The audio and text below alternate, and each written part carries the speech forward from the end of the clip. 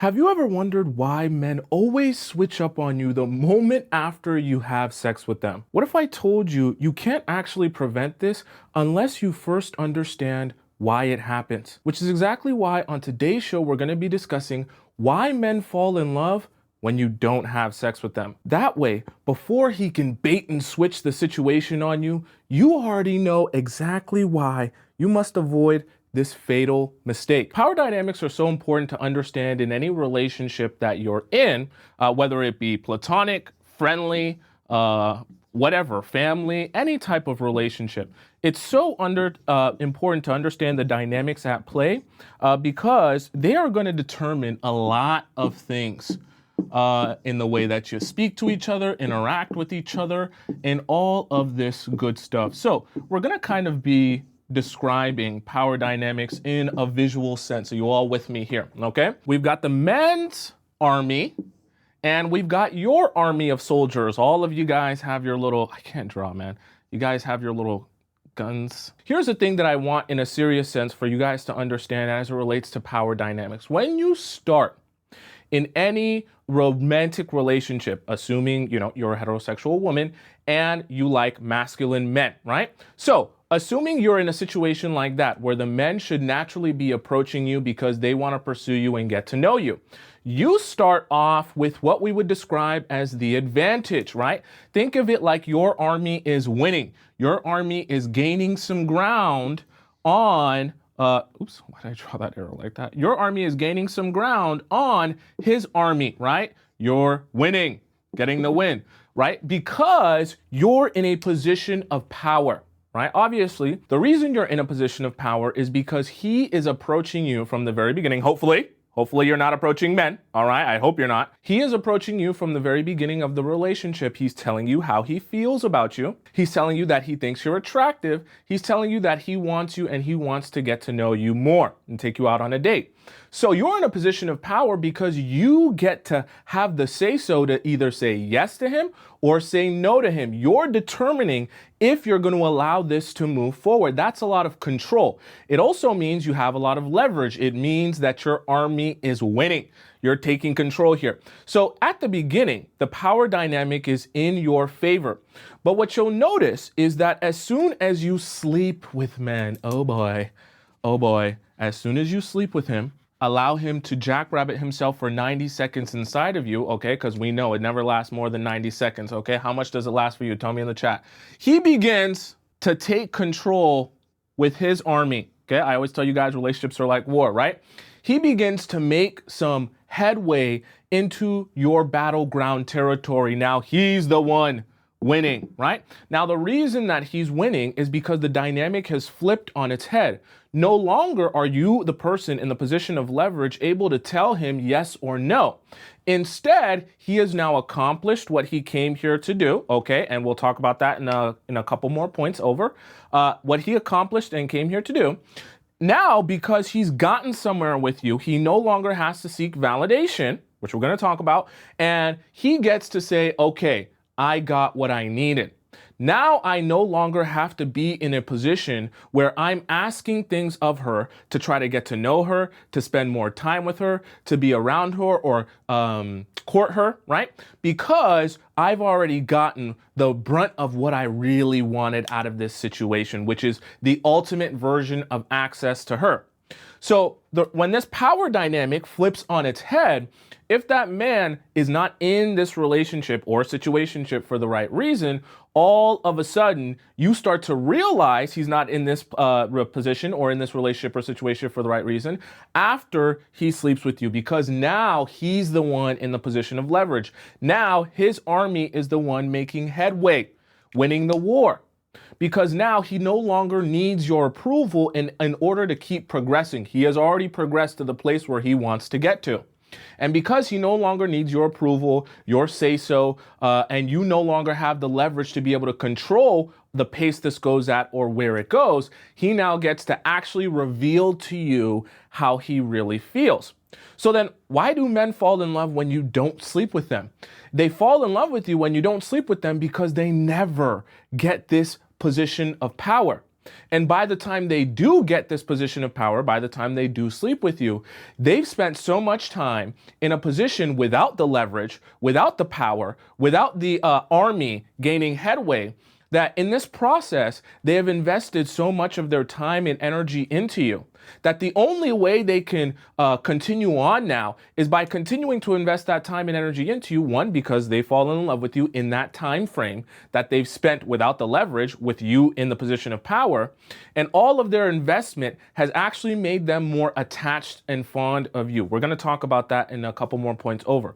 But I want you guys to get the gist of that in point number one and how that power dynamic can really flip on its head. Let's hop into number two, which is accomplishment. And for the men that you're talking to, the thing that is going to make them feel the most accomplished in the relationship with you is to be able to get to this destination of being able to sleep with you. Now, the reason I say this is because in reality, for the men, the way they're going to feel the most accomplished and satisfied in their relationship with you is when they get to this finish line of being able to sleep with you. So we think of this as point B and this over here as point A. So from when he first meets you to when he's able to actually sleep with you, he's always trying to make this journey as efficient, as quick, and as painless as possible.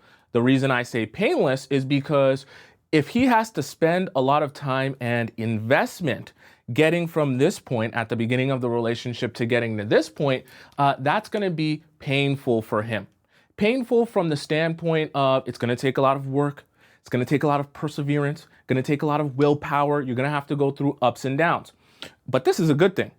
And the problem for you is when you allow men to get to this from this point A to this point B in one night, they automatically feel the ultimate sense of accomplishment and satisfaction in their relationship with you in one night. And so you might be here saying to yourself, well, Tomisin, there's so much more to me than just my body. I know I have a huge dump truck. I know I'm so voluptuous. I know all the men chase after me and desire me and I look like a supermodel, but I have a great personality too. I know that if he just got to know more about me, he would love me even more once he got to know the real me because I'm so amazing, bubbly, and full of life and energy. But the problem is for the men, they already feel the satisfaction of the accomplishment once they've slept with you.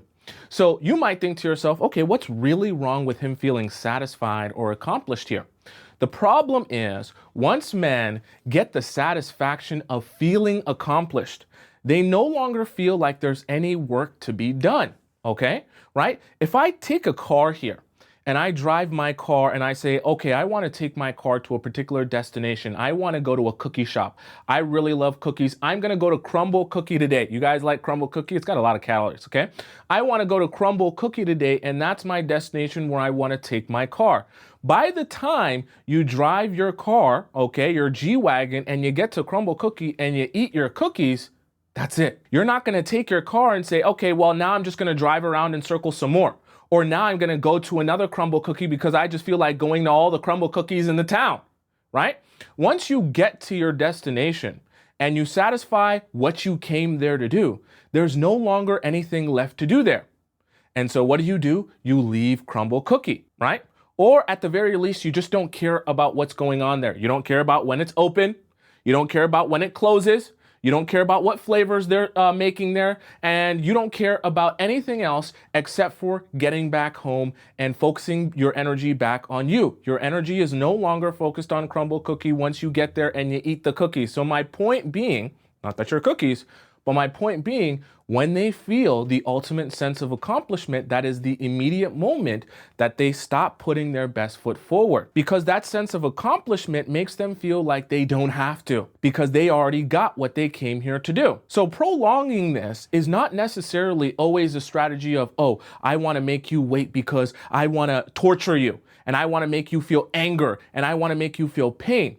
It's actually a way to give him what he needs versus what he wants. Because when he gets this all in one night, he might tell you how amazing your connection is and how butterflies are flying in his stomach and the fireworks are going off. But at the end of the day, when he gets to this destination, especially when he gets there so quickly without any real investment or any real journey to get there, he never actually feels like there's anything left to do here. He feels immediately the satisfaction of saying, hey, well, I've gotten where I wanted to go. I don't particularly care to explore more here, so I'm going to leave. What you're trying to do here is you're trying to understand that you want to prolong this process so the men can continue exploring you and exploring your personality, your character, who you are. And in the process of exploring you, hoping to get to this destination, they will eventually discover how amazing of a person you are, fall in love with you. And then after they get to this destination, they're not just going to say, oh, well, that's all I really wanted here. That's the essential goal here. Let's hop into point number 3. I have a lemonade stand. Okay, me, Tomisin, I opened a lemonade stand and I'm gonna sell lemonade. And I come to you, okay, and I tell you, look, I've got a little lemonade stand that I'm opening up for you and me together, right? You don't even have to do anything. You don't even have to be there. I've got this secret lemonade formula. It's like the Krabby Patty formula, but for lemonade.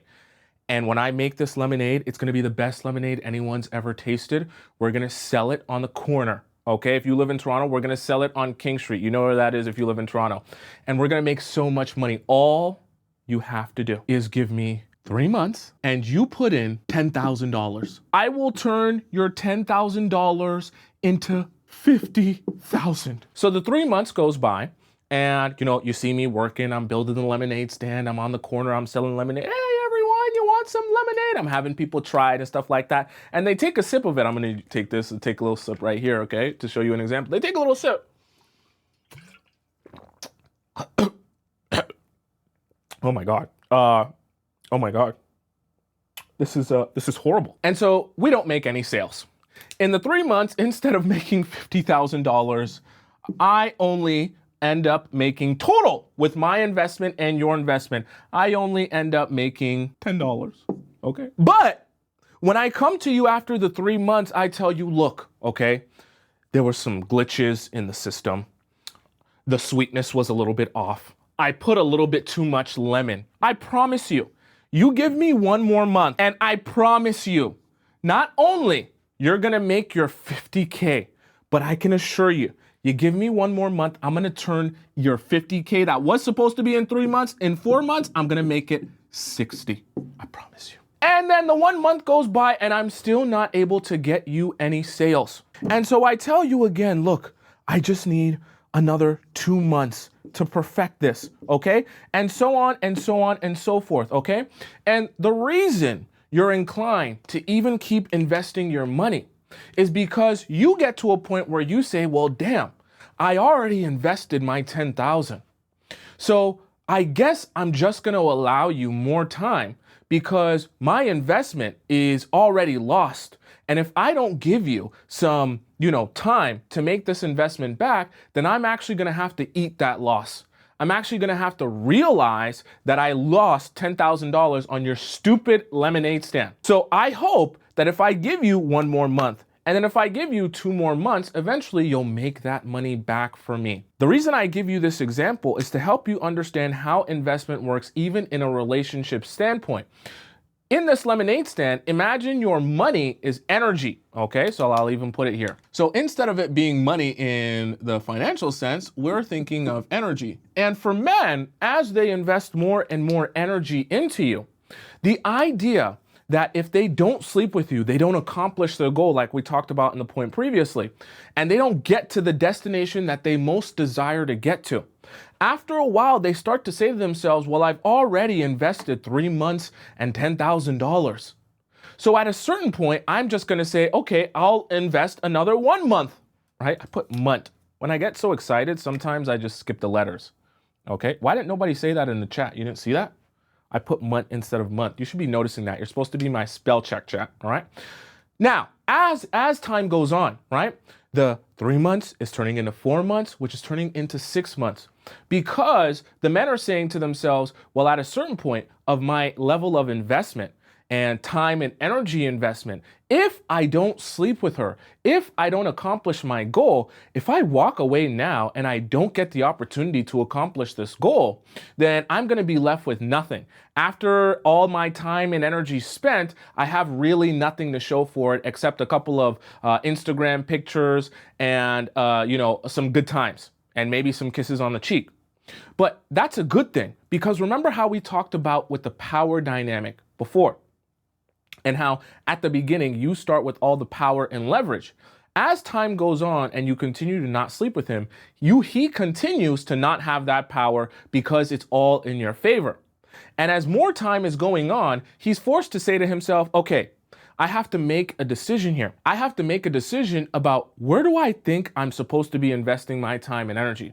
Because at a certain point, if I'm not able to sleep with her for the amount of time and energy that I'm spending with her, if I'm going to continue spending time and energy with her, I'm going to have to eventually just realize either I don't want to be with her, or at a certain point, I'm going to have to say, well, I do like her, I do like spending time with her, and I'd be in a relationship with her whether or not I get to sleep with her, because eventually I will get there.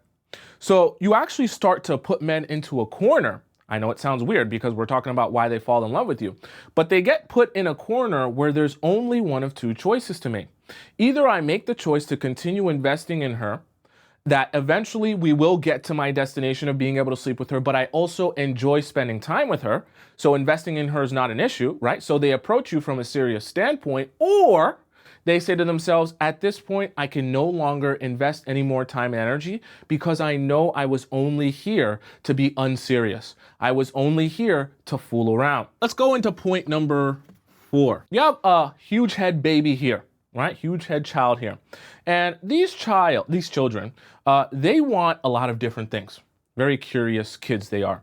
And so one of the things that your child really wants is a nice, large chocolate bar, okay? He wants more and more chocolate. He loves chocolate so much. He loves Snickers, all the different chocolates. He loves them, and he's begging you to have a chocolate bar.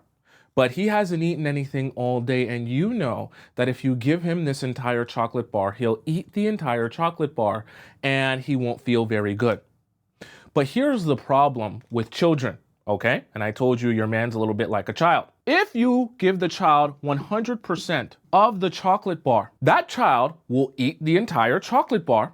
And what will that child turn around and do? They'll turn around and puke it all up because they get sick. Oh, now I'm sick. My stomach hurts. My belly is hurting. Okay. My thin, stick belly is hurting. And I'm throwing up because I feel so nauseous after eating all of that sugar. Mom, my stomach hurts. That's the problem, though, with children. They want things, but they don't understand how the things that they want actually affect them. So you being the adult, I know this sounds strange, but I want to explain it to you like this. You being the adult here, when you have a child and that child is asking you for chocolate, we'll just call it your chocolate bar, the CB, instead of you giving him 100% of that chocolate bar when he asks for it, you say, okay, Jimmy, Timmy, Tommy, Tomisin, maybe your child's name is Thompson, that'd be weird though.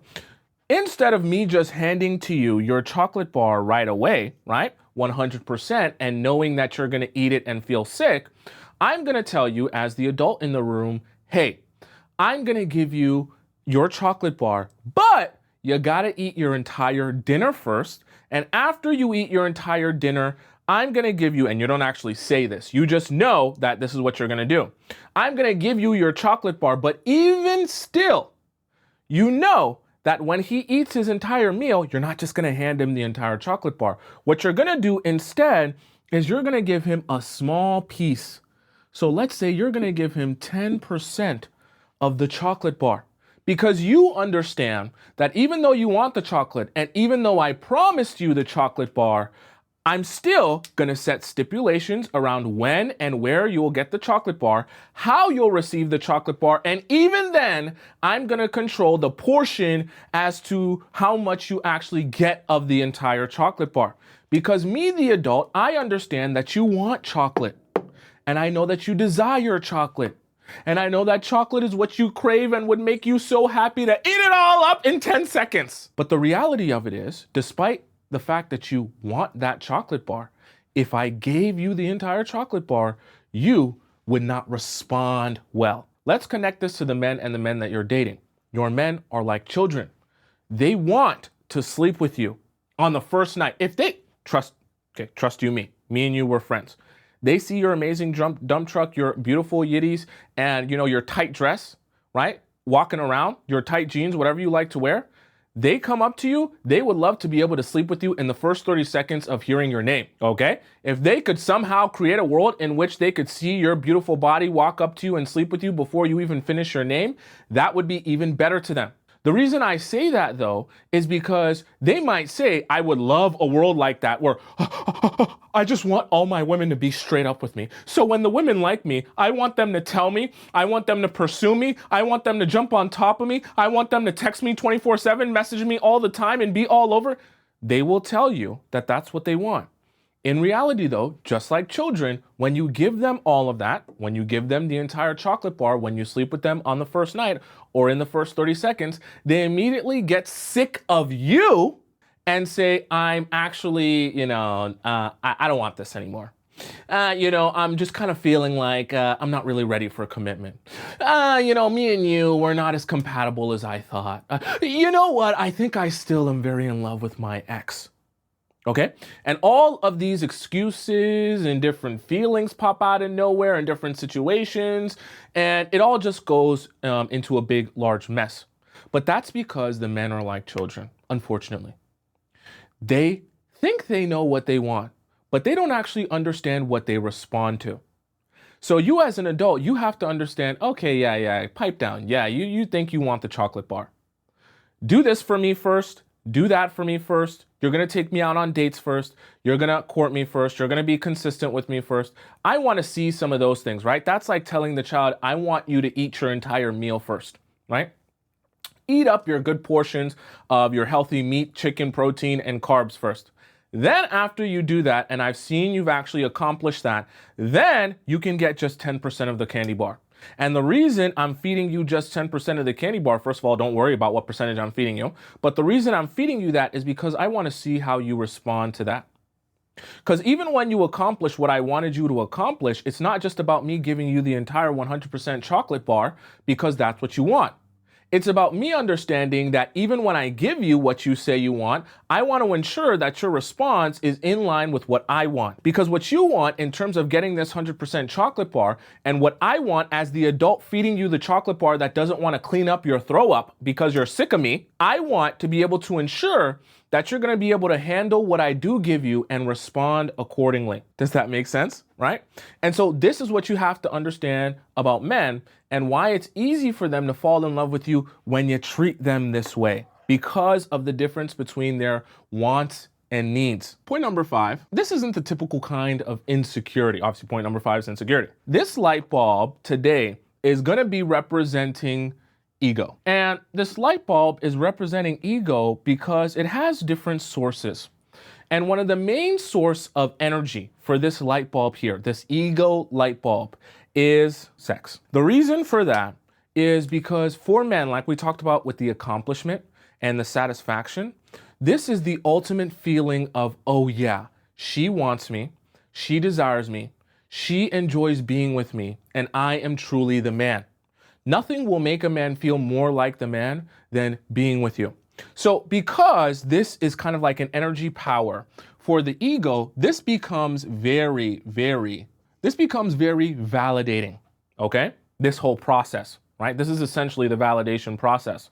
And so the ego is validated through these different sources. But the thing about it is, and this is why men fall in love when you don't sleep with them, when this is no longer an energy source on the table, or at least not anytime soon, what men have to do and are forced to do is try and validate themselves through other sources, right? And the thing about this is, this process makes them very insecure because this here is like the ultimate version of validation, right? Think of this like the most efficient energy source, okay? It's all knowing, all seeing, and it never ceases to exist. It's so powerful. This is the ultimate energy source because with this, when they get this from you, they realize that there's no way you don't like them, you don't want them, and they aren't amazing. Because why would you allow that man to go inside you, penetrate himself inside you, and jackrabbit himself inside you unless he was that amazing? So the reason I say that is because when men don't get this, they are forced to look for other sources to validate that ego. The problem is these other sources are always going to be not as efficient, not as amazing as this source, making them insecure in the relationship, making them insecure about you, making them insecure about what you even want here, or if he's wasting his time here. So when he looks for these other sources, he's going to try to get you maybe to verbally validate him, tell him how much you like him, tell him how much you want to be with him, right? Or what he's going to try to do, he's going to try to see how much time of yours he can get, how available he can make you to him, okay? Because these can also be sources to feed that validation and feed that and energize that ego, so to speak. Because if he can get you to verbalize how amazing he is and how much you want him and want to be with him, then he can be like, okay, yeah, I see that she likes me and I see that she wants me and wants to be with me.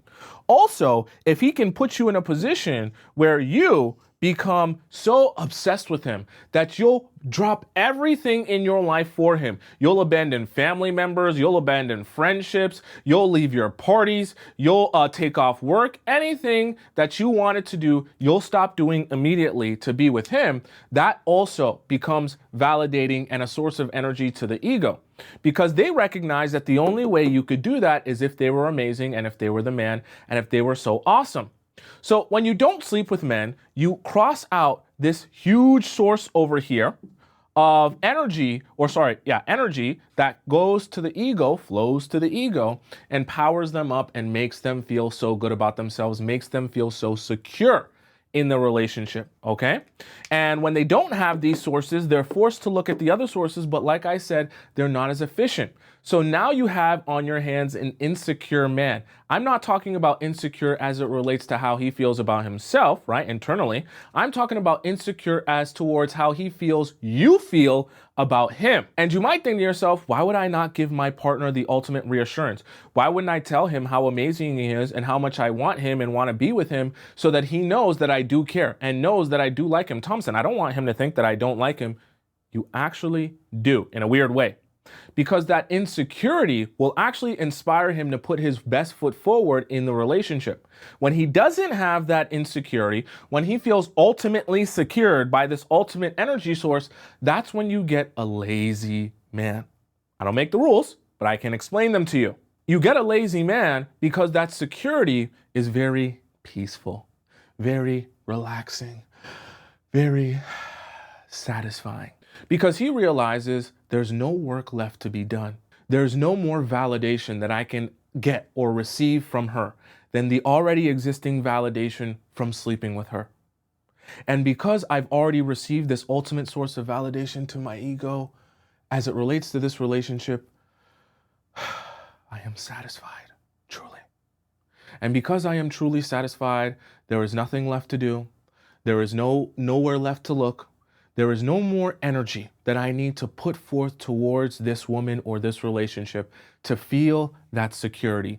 I am already deeply secure. Let's go on to point number 6 here. And we're going to use a little bit of an interesting visual here as it relates to taking him out. So let's imagine we have a boy here. Oh, this is a massive head boy. Really big head. This head's about the size of your, oh no, it's a little bit smaller than yours, okay? Really big head. Really small body. Now, this big head little boy, he's very hungry. Oh, his belly, he's starving. Look at his little belly. Very hungry boy. Very hungry, so hungry, he's starving. His stick body, no food, malnutrited. Okay, whatever, you get my point. So, and you're in a position today, you're working at a soup kitchen. And in this soup kitchen, everyone gets one bowl of soup, okay? Actually, I want to make this funny, okay?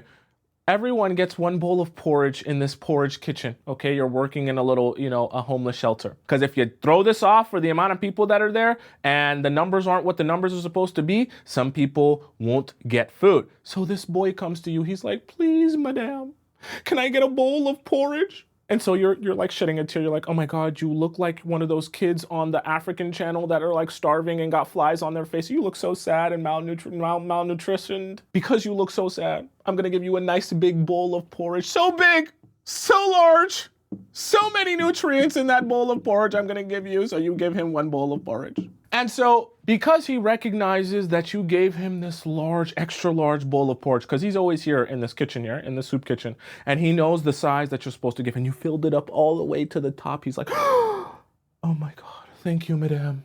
Thank you so much for your porridge, your kindness. You're such a kind person.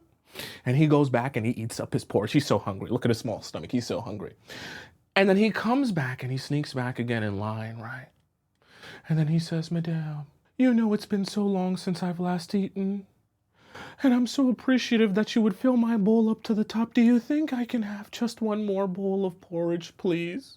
And so you give him another bowl and you fill it to the top because you're like, oh my God, he's such a cute kid. I want to take him home. I want to eat him. I want to put him in my stomach. And he eats the next bowl of porridge, and then he comes back again and he says, look, but I brought my friend here. And I told him about how you're so kind and you're so generous that you gave me an extra portion of porridge. And I was just wondering, could you give my friend here just the smallest extra bowl of porridge? Maybe, please, I'm dead. We're so hungry. We're so starving. We can't keep doing this.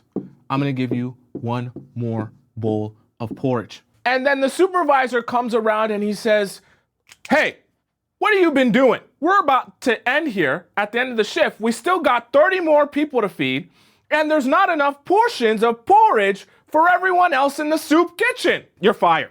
It's a soup kitchen, but you're fired. It's a volunteer job, but you're fired, okay? Get out of here. So what's my point here? Boys are like boys, okay? Like the boy in our example here. Meaning, when they realize that you're playing the nice role, you want to be caring, you want to be considerate, you want to be, have him like you and want you to, and you want to show him your appreciation.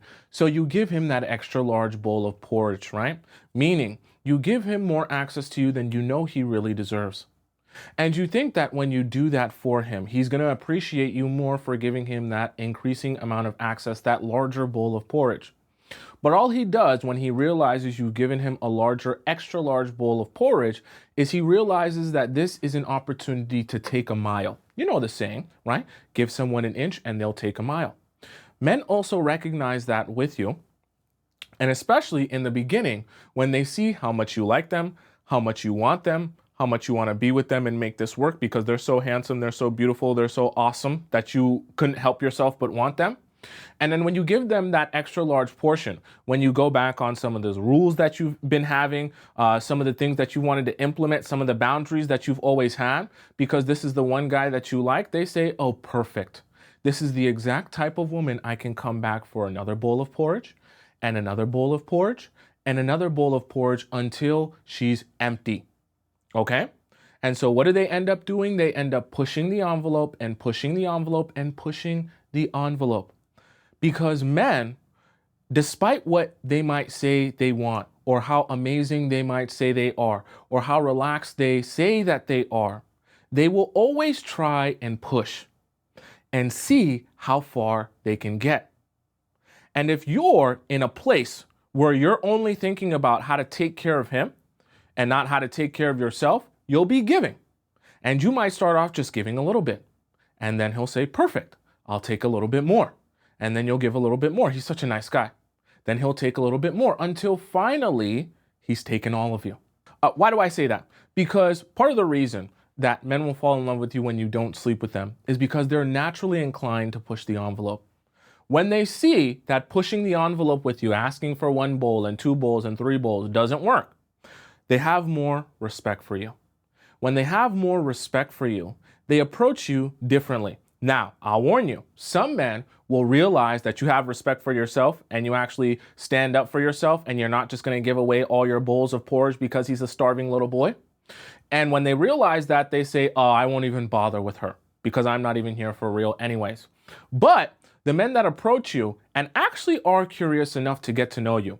When you don't give away your bowls of porridge because he looks like such a sad little hungry little boy, you end up having those men continue to invest in you because they always desire to invest in you, but even with their desire to invest in you, they still were going to push the envelope. I know that sounds kind of strange. How can a guy like me and be willing to invest in me, but still push the envelope? It's because they always want to see just how far can they get. How much can they creep themselves up to the line before you say swipe or no swiping? Okay, that's a reference to Dora. And when you say swipe or no swiping, they'll go, okay, that's perfectly fine. I'm okay with you saying no, and I'm okay with you telling me no. And for some men, what you're going to realize is when you say no, you might think, oh my God, this is going to ruin everything. But when you say no, he's just going to say, okay, I was just creeping up and inching up just to see when you were going to say no. And then once you said no, I was like, oh, okay, no, no worries. That's fine.